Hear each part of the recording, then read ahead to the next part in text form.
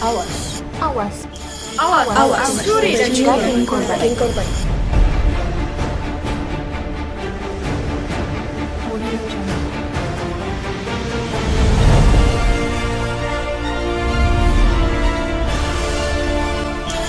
Awas. Curi daging korban.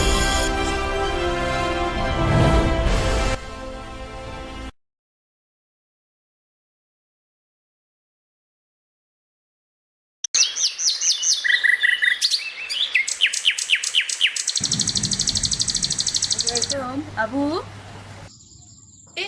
Aziz. Waalaikumsalam. Mari masuk.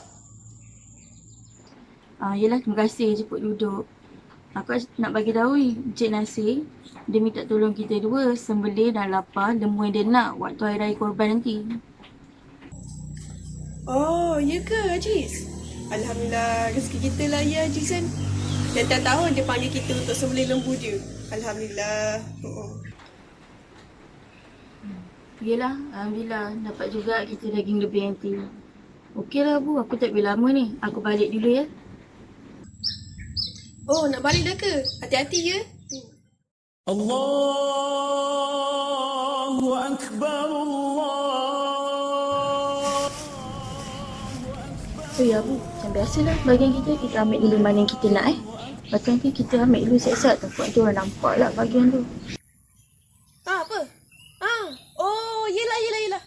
Sing siap-siap. Takkan kita tak nak melapar je kan? Cepat. Abu, nak tak ekor ni? Kalau kau nak, aku nak bukakan sekali kat kau punya. Boleh. Boleh lah bagi sikit. Aku nak juga. Abu, ni plastik kau punya bahagian. Aku letak kat sini. Lepas tu, nanti kau ambil Terima kasih. Ya.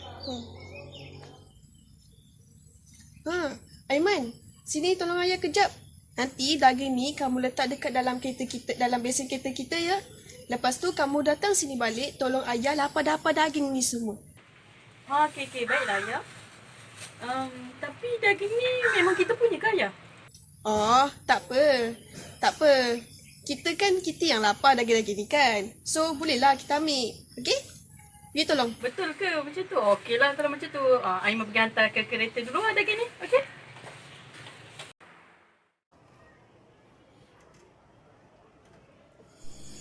Baiklah, seterusnya kita akan buka kepada sebarang soalan hendak ditanya. Saya Ustaz. Saya nak tanya.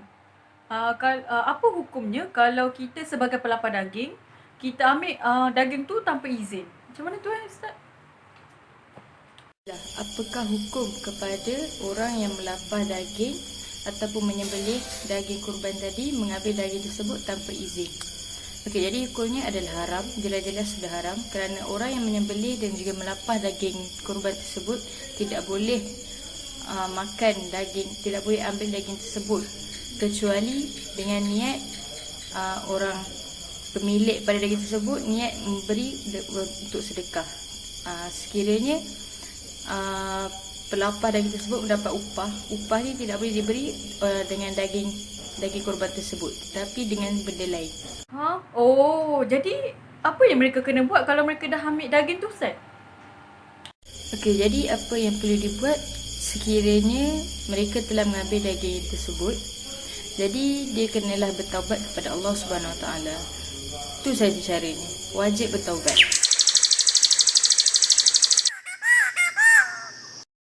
Ayah, tadi kan dekat sekolah Aiman ada buat ceramah pasal korban tau.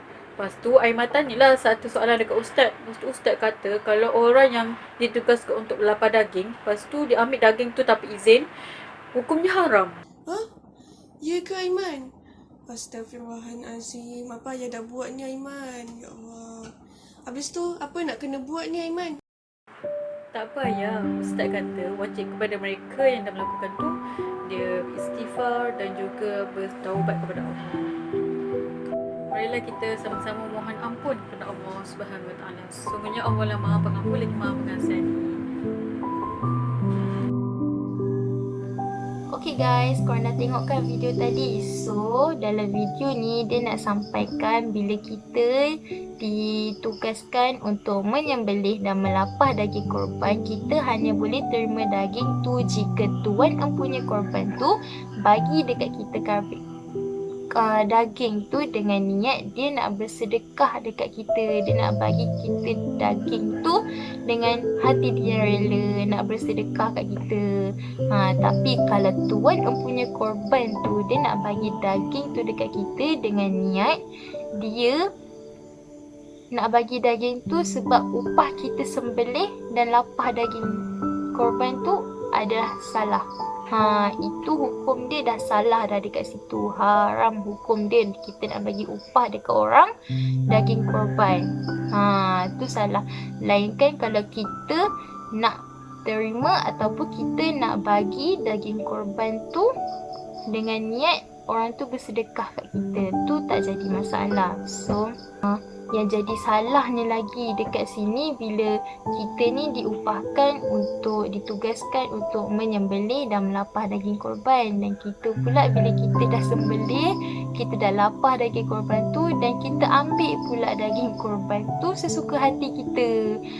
Lagilah salah. Kalau kita nak terima daging korban sebagai upah dah salah, ni kan pula kalau kita nak ambil daging korban tu sesuka hati kita, lagilah salah, berdosa besar. Ya Allah subhanahu wa ta'ala, na'udzubillah.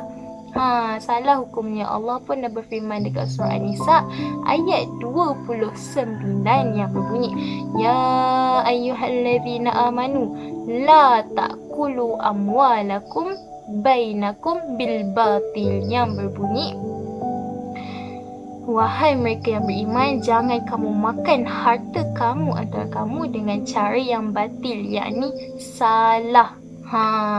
Macam yang Pak Aziz dan Pak Abu buat tu, dia ditugaskan untuk menyembelih dan melapah daging korban, tapi dia pergi ambil pula, lepas dia dah sembelih tu dia pergi ambil pula daging yang bahagian dia nak tu. So salah lah hukum dia dekat situ, dah jadi hukum haram kat situ. So bila kita dah tahu yang kita pernah buat salah, mungkin dulu-dulu kita tak tahu yang ambil tu haram, terima upah daging korban tu hukum dia haram. Kita tak tahu sebab kadang-kadang kita tak dapat ilmu tu. So bila kita dah tahu hukum dia haram, kita kena cepat-cepat bertaubat kepada Allah, istighfar banyak-banyak kepada Allah, mohon ampun banyak-banyak kepada Allah. Jangan risau, Allah tak pernah tolak taubat hamba-hamba dia. Allah tak hairan kalau hamba-hamba dia buat salah, sebab Allah tahu dia cipta manusia ni tak sempurna. So manusia memang akan sentiasa buat kesilapan. Sebab kadang-kadang manusia tak tahu apa yang dia buat tu salah. So bila dia dah tahu, yang Allah hairannya adalah bila hamba dia dah tahu yang dia tu buat salah, tapi dia tak nak bertaubat dekat Allah. Yang itu Allah hairan. Okay, so terima kasih sebab dengar penjelasan ni dan terima kasih sebab tengok video tadi tu. Sekian, wabillahi taufiq wal hidayah. Assalamualaikum.